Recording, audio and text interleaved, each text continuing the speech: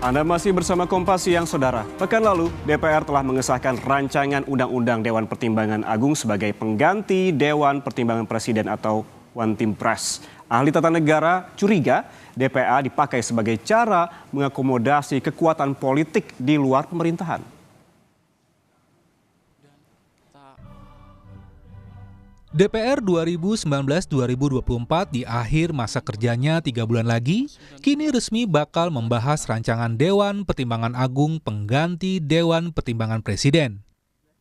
Meski sejumlah fraksi sudah menyatakan setuju, Ketua DPR Puan Maharani menyebut DPR mesti hati-hati mengkaji perubahan lembaga di bawah lembaga kepresidenan tersebut. Yang pasti jangan sampai kemudian nanti hal yang akan kita bahas ini kemudian menyalahi undang-undang, apalagi undang-undang dasar. Bagaimana, seperti apa, ini harapannya itu adalah penguatan dari Watimpres.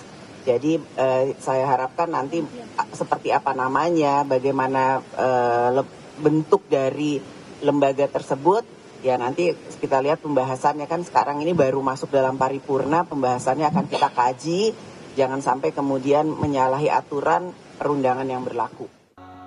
Presiden Joko Widodo pun sepertinya juga tak tahu menahu usulan Dewan di Senayan, namun tak mempermasalahkan ada DPA pengganti Watimpres. Di DPR ada usulan untuk revisi undang-undang terkait. Di DPR ada usulan RUU Watimpres diubah menjadi DPA, Pak, Dewan Pertimbangan Agung. Tanggapan dari Pak? Itu inisiatif dari DPR. Tanyakan ke DPR, itu inisiatif DPR. Nama DPA sejatinya sudah ada di Undang-Undang Dasar 1945 sebelum amandemen. Lembaga setara presiden ini lalu dihapus saat amandemen pada 2002.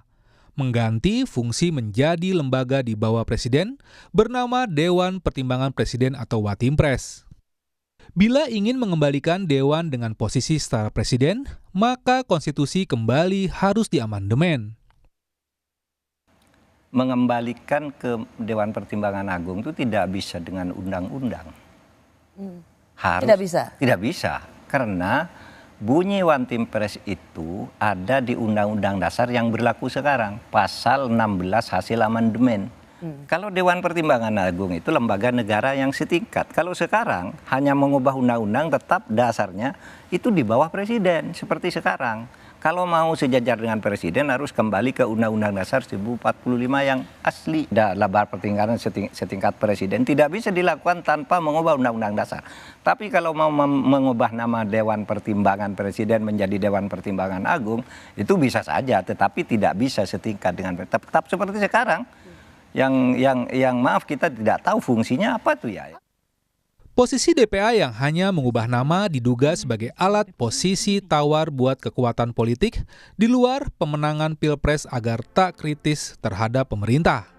Bahayanya sebenarnya lebih banyak ke persoalan bagaimana kekuatan-kekuatan penyeimbang ini kemudian dilemahkan karena diberi kekuasaan atau diberi porsi untuk ikut dalam pemerintahan. Mungkin dia memang tidak punya namanya Dewan Pertimbangan Agung ya. Dia tidak punya wewenang untuk membuat kebijakan. Tapi secara administrasi negara, secara protokoler, secara fasilitas, dia lebih baik tentu saja daripada misalnya komisaris gitu. Jadi nanti mungkin efeknya tidak langsung, tapi misalnya banyak undang-undang yang tidak mendapat kritik yang cukup dari fraksi-fraksi keseluruhan di DPR, mungkin makin minim, nggak ada mungkin hak angket lagi, hak interpelasi, pengawasan sangat minim. Itu dampaknya memang tidak secara langsung.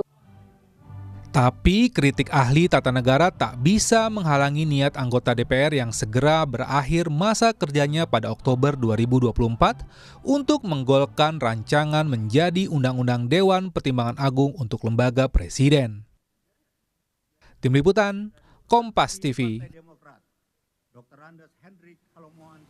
Saudara, kami akan memberikan sedikit gambaran terkait DPA di masa Orde Baru agar tidak gagal paham. DPA yang dimaksud Undang-Undang Dasar 1945 sebelum amandemen adalah lembaga yang diatur lewat Undang-Undang Nomor 3 Tahun 1967. Seperti yang disebutkan, DPA masa Orde Baru. Lembaga ini posisinya setara dengan lembaga kepresidenan. Ketua DPA setara dengan Presiden dan Ketua DPR. Kita lihat selanjutnya, kemudian apa sih tugas dari DPA sebelum amandemen Undang-Undang Dasar 1945? Ini tugasnya adalah memberikan jawaban atas pertanyaan Presiden serta memberikan usul kepada pemerintah. Ini jadi saudara, usul ini bukan hanya untuk Presiden. Kemudian siapa saja yang jadi anggota DPA? Anggota DPA berjumlah 27 orang. Siapa saja mereka? Mereka adalah tokoh politik yang saat itu terdiri dari 3 partai, yaitu Golkar, PDI, dan juga P3. Ada juga tokoh fungsional, tokoh daerah, dan juga tokoh nasional, jumlahnya 27 orang. Kemudian, saudara, sejak tahun 1999 terjadi amandemen konstitusi, yakni mengubah isi Undang-Undang Dasar 1945. DPA dihapus pada tahun 2002. Dewan Pertimbangan Agung salah satu yang dikaji dan akhirnya dihapus saat amandemen keempat Undang-Undang Dasar 1945, yaitu pada tahun 2002. Artinya 22 tahun silam. Apa pertimbangannya? Pertimbangannya adalah untuk membuat lembaga kepresidenan lebih kuat tanpa intervensi DPA meski di masa Orde Baru. Lembaga ini tak banyak berfungsi. Lalu saudara, pasca dihapus apa yang terjadi? Kemudian ini berdasarkan Undang-Undang Dasar 1945, hasil amandemen lembaga kepresidenan perlu lembaga pertimbangan sehingga lewat Undang-Undang Nomor 19 Tahun 2006 muncullah Dewan Pertimbangan Presiden yang merupakan staf kepresidenan untuk memberikan usulan dan menjawab pertanyaan Presiden. Dan kini entah dari mana asal usulnya One Team Press dibubarkan dan diganti lagi menjadi DPA. Itulah sedikit gambaran saudara terkait DPA yang saat ini kembali menghangat di tengah-tengah publik.